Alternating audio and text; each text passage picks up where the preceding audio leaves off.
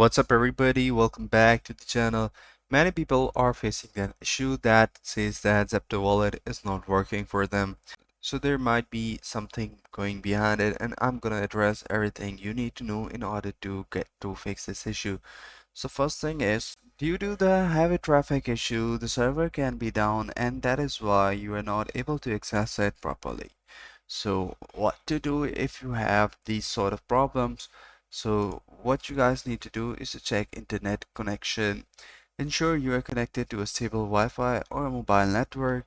Go to the App Store and update the ZEPTO app to the latest version. In your phone setting, find ZEPTO under Apps and clear its cache. Log out and log back in your ZEPTO account. Sometimes restarting your phone resolves temporary issues.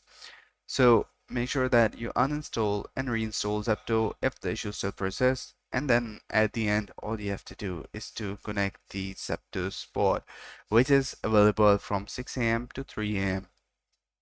So actually, after following these steps, I am pretty sure that your issue will be fixed down. So that's how you can do it. I hope you find this video helpful. If you do, please consider subscribing to the channel. Take care. Bye bye.